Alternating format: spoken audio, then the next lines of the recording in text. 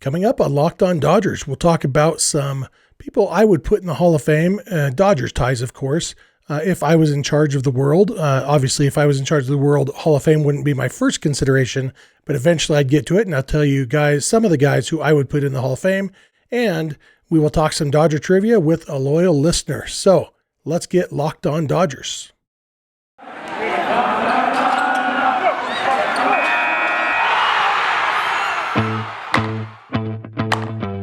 You are Locked On Dodgers, your daily Los Angeles Dodgers podcast. Part of the Locked On Podcast Network, your team every day.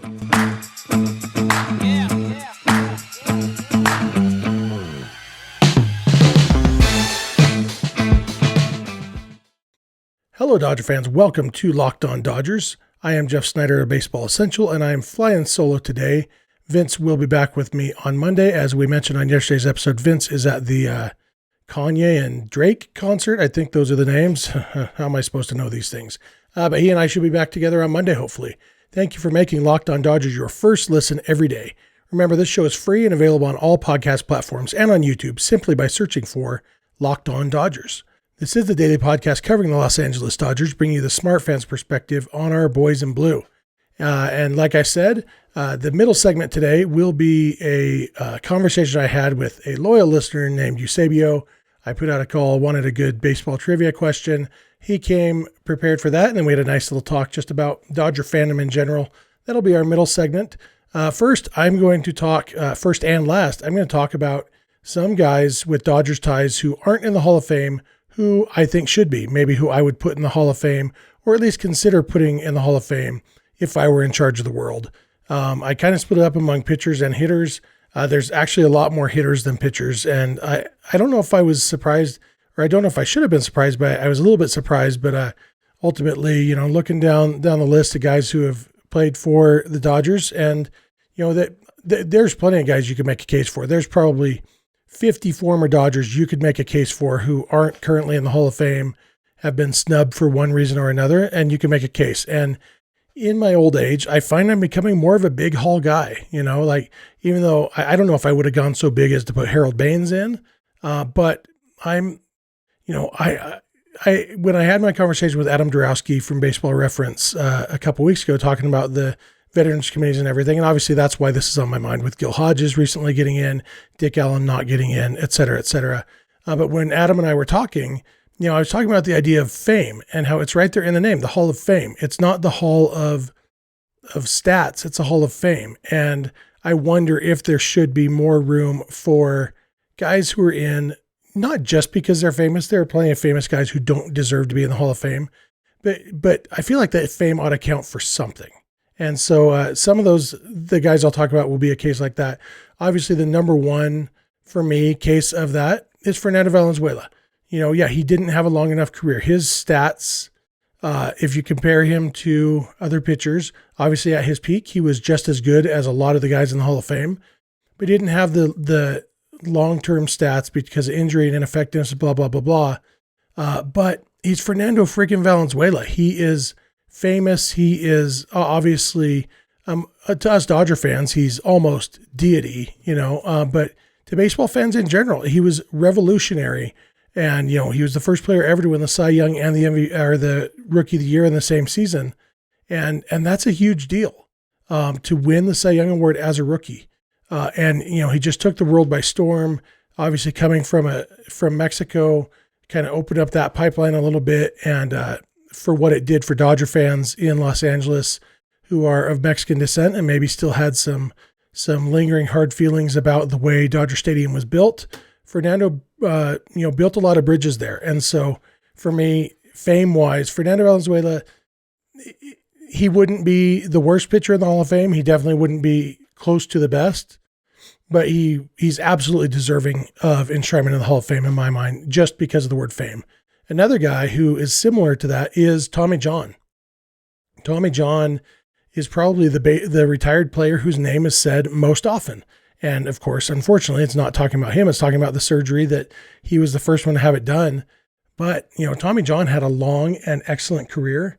And by the way, there's a very common baseball surgery that revolutionized the game of baseball. that's named after him because he was the first one to do it. That deserves something, and for me, Tommy John, if you're talking about fame, the Hall of Fame, Tommy John is a name that every baseball fan knows. Even if they don't know much about Tommy John, the player, they're familiar, and they probably at least know enough to say, oh yeah, I think he was the first guy to have Tommy John surgery. Kind of like Lou Gehrig was not the first guy to die of Lou Gehrig's disease, so maybe not a good analogy. But yeah, Tommy John, famous. Fame, Hall of Fame, put him in. 3 other pitchers I have on my list that with Dodgers ties. One, only tiny bit of Dodger ties. In fact, I watched the Dodgers religiously the year that this guy pitched for the Dodgers, and I still have no recollection of him pitching for the Dodgers. That is David Wells. Apparently, he pitched for the Dodgers at some point. But David Wells had an interesting career, and ultimately, maybe not quite there stats-wise, but he had a really good, really long career. He pitched for 21 years. Obviously, famous perfect game. He had some big moments for the Yankees. He won, a World Series with the Yankees in 1998.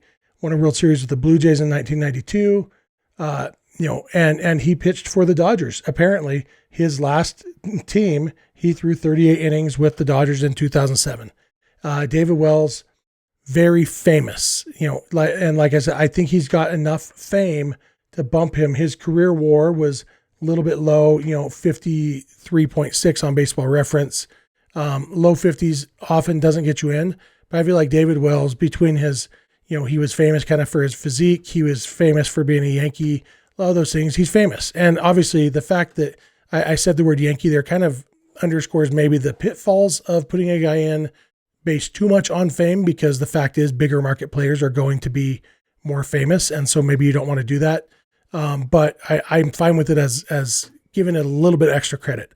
I wouldn't put Jim Leyritz in the Hall of Fame, even though he had some huge home runs for the Yankees, very famous at that time, but he's not good enough. David Wells, though, I think he's good enough that the fame gives him a bump. Then we got Kevin Brown. Kevin Brown should be in the Hall of Fame just on the merits. Kevin Brown was a great, great pitcher. He's one of the best pitchers in baseball history who's not in the Hall of Fame.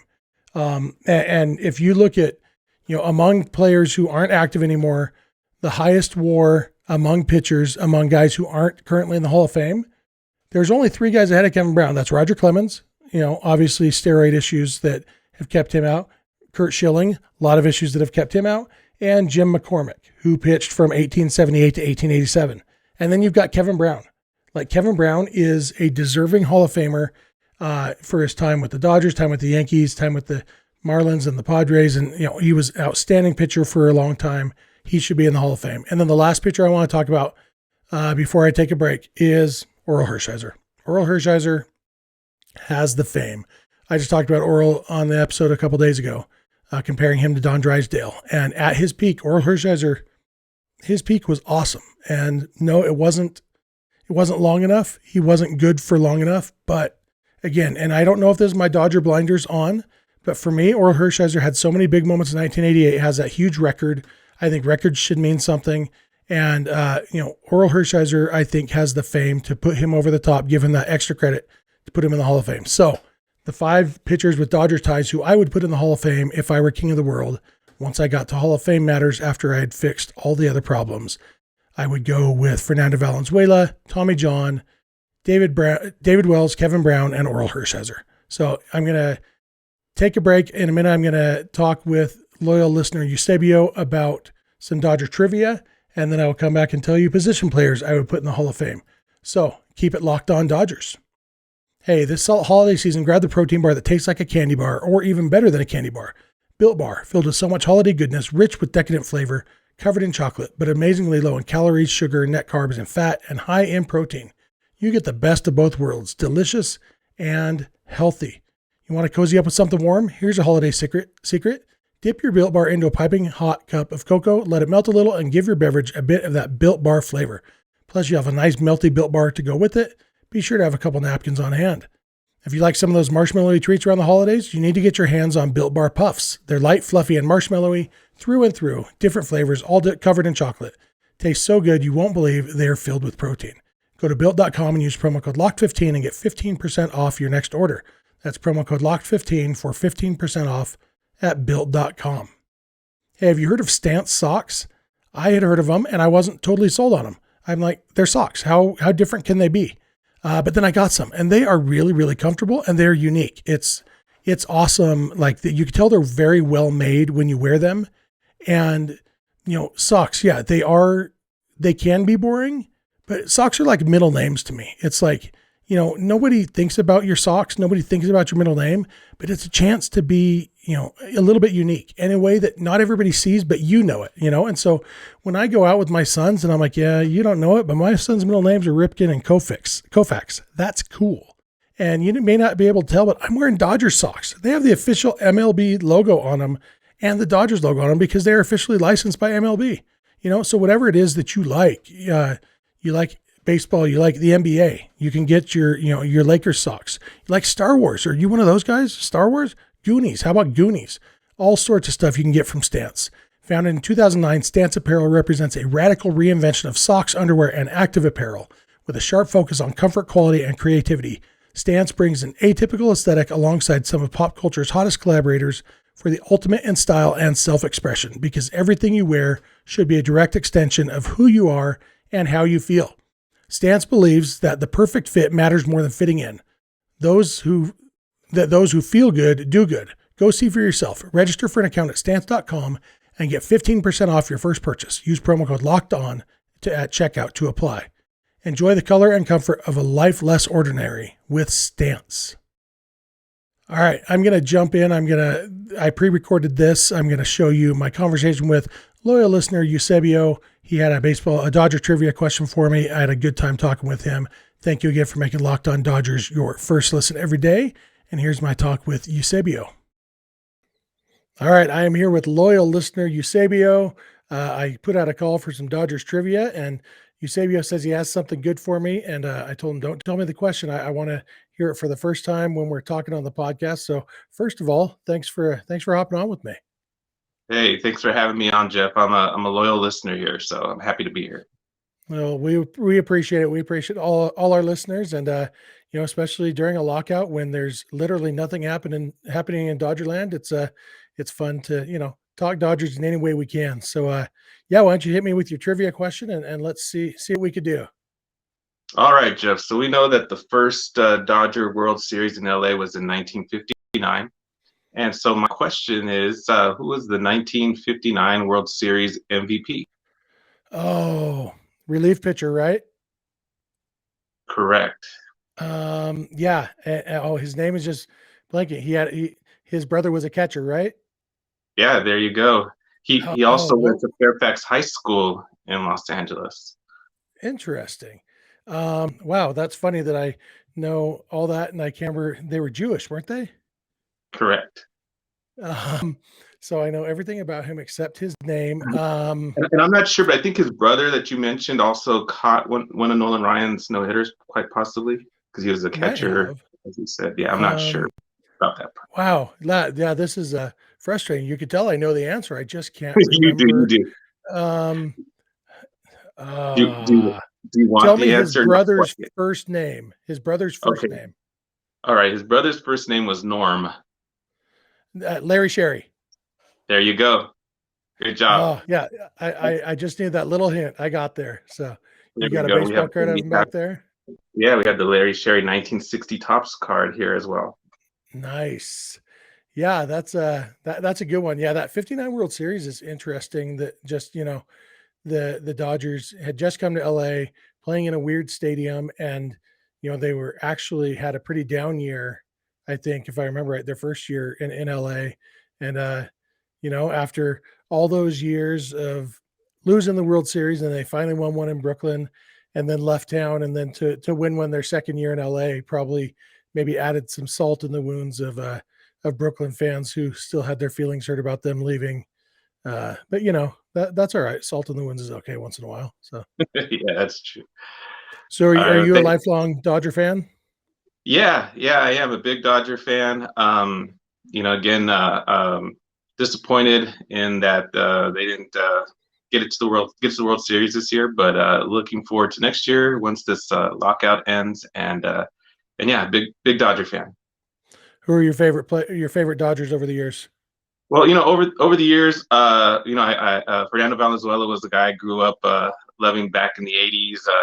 Steve Garvey, Ron Say, Reggie Smith, Dusty Baker, all those guys. And then now on the current team, Dino Ebel, the first base coach, actually He's a Barstow boy, right? Yeah, graduated from Barstow High School here, and so he comes back every year and holds a baseball clinic here with us in Barstow. So he's not a player, but he's probably my favorite Dodger now. But again, I love Clayton Kershaw and just the whole team. Yeah. So you must be a little bit older than me. The guys you're listing, like I'm right at that age where I remember Steve Garvey, but honestly, I think of him as a Padre. Like, because my first year collecting baseball cards was 84 Tops. And so that was like his first year with the Padres, because he went there. Right. 83 was his first season. And we had go ahead. I'm just, you talked about 84 Tops and being a baseball card guy. I think we all remember those first cards that we collected, and I was an 82 Fleer guy. So, right after they won that first World Series, that 82 Fleer set is like the set that I, remember from beginning my card collection. But yeah. Yeah. Yeah. We had an 83 Fleer, Steve Garvey. It was, his last card on the Dodgers. And I don't know if you remember that card. He's like standing in the locker room. And it's just a kind of a candid shot there. And that was like our favorite card because, it was like, wow, this guy, he's a superstar and he used to be on the Dodgers. And so that card, to me and my brother, we were just dumb little kids. And that card was just known as Steve Garvey on the Dodgers. That's what that card was called. And so we'd be trading with our friends and everything. And that was like, that was the most valuable card in the world. And so that thing got traded between me and my brother and our two friends who we used to trade baseball cards with. It's like, I want Steve Garvey on the Dodgers. What do you want for it? I'll give you whatever you want for it, And just a couple of years ago, I went on eBay and I bought a lot of 8 1983 Fleer Steve Garvey. So now I have 8 of the Steve Garvey on the Dodgers. Because when my brother and I split up baseball cards when we became adults, he got Steve Garvey on the Dodgers, but now I have 8 of them. So. Oh, that's cool. Yeah, and that was a tough time because that's when that team disbanded, and you had Garvey go to the Padres, and Say went to the Cubs, and Lopes I think went to the A's, and and so that core infield had to kind of part at that time. So that was a tough time, but then kind of brought a new crop in with Steve Sax, and and went on to win that '88 World Series. So the '80s were pretty exciting times for us Dodger fans. Didn't win another World Series, I guess, till 88, 81, 88. But it was still a competitive team and some fun times, I guess, to grow up watching the Dodgers. Yeah, it's kind of funny that Bill Russell was the only one of the 4 who stuck around because he was the worst of the 4 too. But I guess that's kind of why he stuck around, not as much demand for him in free agency, I guess. But Steve Sax was my brother's favorite player growing up. And I was just starting to pay attention to baseball right as Steve Sax was coming into his own. And like you said, Fernando and Earl Hershiser and all those guys, that was kind of my era of Dodger baseball. And, Jeff, you look back at that time and you realize what great pitching they had. I think Alejandro Pena won like the 84 ERA championship that year. You had like Hershiser, one of those years doing like 19-3.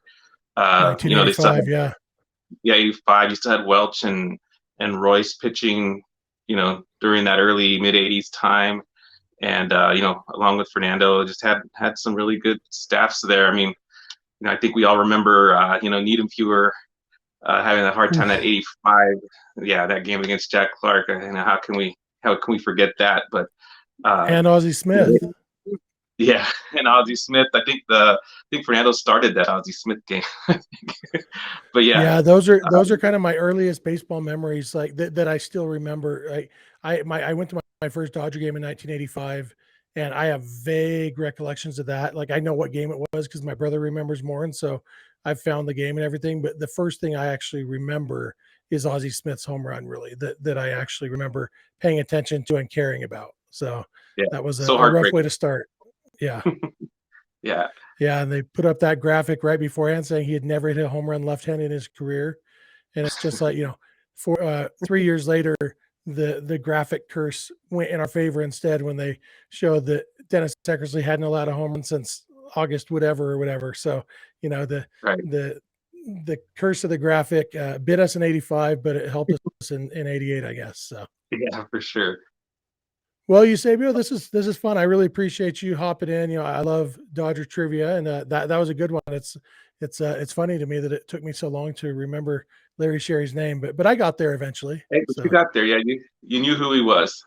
yeah, so yeah. Well, I appreciate you hopping on, and we'll have to do this again sometime. Anytime you have Dodger trivia, let me know, and we'll squeeze you in because unfortunately we're gonna have a lockout for a little while, and we're gonna need some Dodger content. And what better way to do it than by Stump the Snidog or whatever. I guess that could be a fun or a game show. So Sounds good. I'll keep it in mind. If I get a question there, I'll save it for you.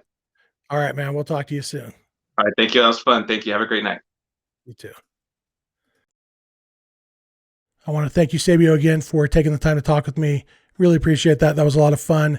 I'm going to take one more break, and then I'm going to talk about position players with Dodgers ties who I would put in the Hall of Fame if I were king of the world. Thank you again for making Locked On Dodgers your first listen every day, and keep it locked on Dodgers.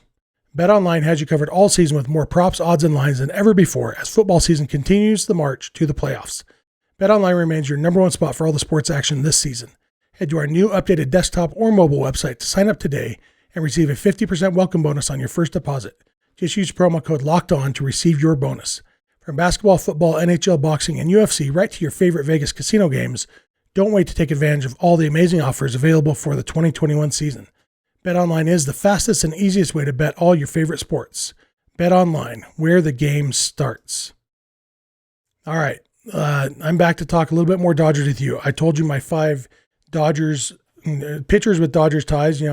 David Wells is stretching a little bit, but pitchers with Dodgers ties who I would put in the Hall of Fame if I were king of the world. I have a lot more position players on this list. I actually took a lot off. Some I've just talked about recently. Others who I don't feel as strongly about, like Ken Boyer. He falls in both of those categories. I just talked about him with Adam Dorowski a couple weeks ago, and I don't feel that strongly about him, maybe because he wasn't a Dodger for very long. But so then these other guys, I'm going to go in no particular order, but I think I'm going to be leaning on the fame thing again, at least in some cases. One good case, this is a guy who maybe it's controversial. I don't know. And that's Kirk Gibson.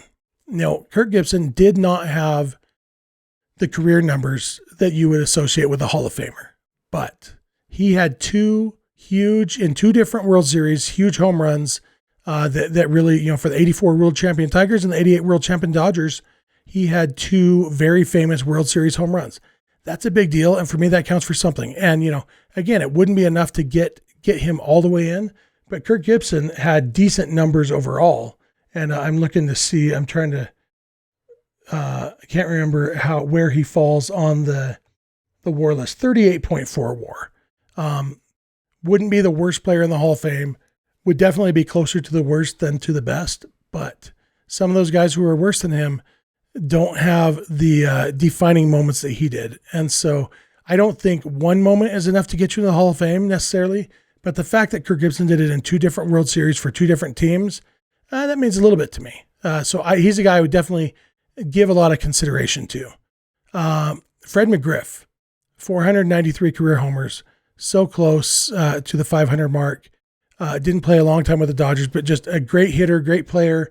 And at a time when, he was kind of a victim of his time. Obviously, we don't know who did and didn't use steroids, but we've never heard any whiff of suspicion with Fred McGriff.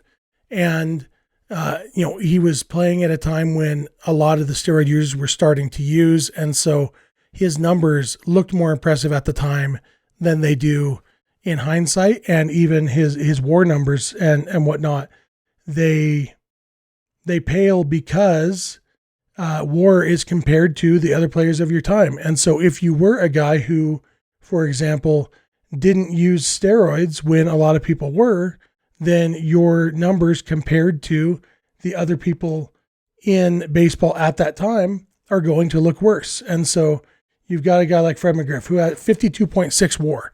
That's borderline anyway.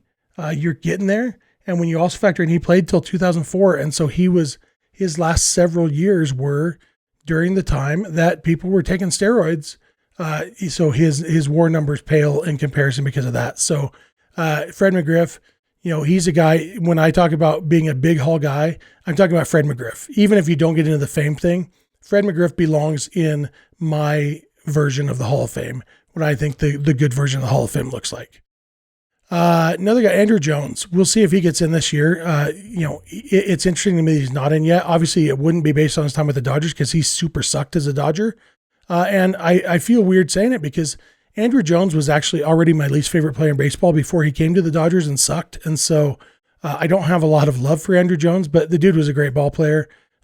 Just defensively in center field, one of the best ever, and hit a ton of home runs. Andrew Jones, he's a Hall of Famer. No question about it.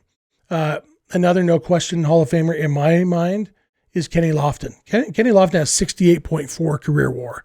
It's baffling to me that Kenny Lofton not only isn't in the Hall of Fame, but didn't even get considered. Kenny Lofton was on the ballot one time, and he got 3.2% of the vote and fell off the ballot because you have to get 5%. Kenny Lofton got 18 votes is all in his first year. And that's crazy to me. Kenny Lofton is a Hall of Famer. He was great defensively. He was a great base stealer. He got on base. He just, everything you want in a center fielder, that was Kenny Lofton. And so it's crazy to me that Kenny Lofton isn't in the Hall of Fame. Here's one that it's just based on fame, and you're going to think I'm crazy. Nomar Garciaparra. Nomar was, when he came up, it was him and A-Rod and Jeter. They were the three shortstops that everybody talked about who were revolutionizing baseball. Guess what? Nomar was the best hitter of the three when they came up. Nomar, if he had stayed healthy, we would be talking about him as one of the best shortstops of all time. He didn't stay healthy, unfortunately. His career was shortened, and the last part of his career was nothing compared to the first part. But he's Nomar. He's a guy who you can say in one name. He's like Cher or Madonna or, Hitler. Just not so much like Hitler. You say one name and people know who you're talking about. That's Nomar. And so for fame, yeah, Nomar, the fact that when he was playing, he was very good. And even though he didn't have the longevity, he has the fame to bump him over the top. I've got a bunch of other guys on my list. I'm not going to go through all of them. Obviously, Steve Garvey gets a lot of love from Dodger fans. Numbers wise, he just isn't a Hall of Famer. But there was maybe no baseball player more famous than Steve Garvey in the 70s, maybe Pete Rose. But Steve Garvey is the epitome of fame. The fame part of the Hall of Fame, that's Steve Garvey. And so, he played a different kind of baseball at the time. And it's interesting. I've heard people say, well, Steve Garvey had known that people were going to value walks so much, he would have taken his walks. And, I do have some quibbles with that because I think people have known for a long time that getting on base is good, because the opposite of getting on base is getting out. And everybody understands that outs are bad. And so, but Steve Garvey saw his role as being a run producer. And so he maybe expanded the zone, didn't get on as much, but he was a 300 hitter. He played every day. Steve Garvey at the time, super famous. And, he absolutely wouldn't be close to the worst player in the Hall of Fame, and definitely deserving of the fame bump for me.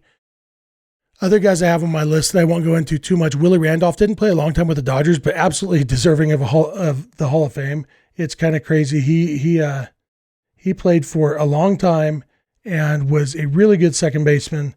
And so I'm trying to find him here on my list so I could see where he falls in. But Willie Randolph should be a Hall of Famer. There he is. 65.9 WAR. I mean, that's Hall of Fame numbers already. That's, right, just a little bit above Chase Utley. And there's a lot of guys here who, this range, not just Dodger guys, but if you look in this range, Bobby Grich, 71 WAR, totally a Hall of Famer. Bobby Grich, if I was king of the world, I wouldn't worry about the Dodgers. Bobby Grich would actually be my first guy I'd put in the Hall of Fame. Dwight Evans, Hall of Famer. Greg Nettles, probably a Hall of Famer. And then right below Willie Randolph, you got Chase Utley, you got Reggie Smith, who's also on my list. Ken Boyer, Andrew Jones, Mark McGwire, Shoeless Joe Jackson. A lot of these guys Willie Randolph is a Hall of Famer. Jim Gilliam, I talked with Adam about him. Gary Sheffield, definitely a Hall of Famer. So a lot of these guys. So, my main takeaway from this as I was looking through this is I realized I used to think of myself as a small hall guy.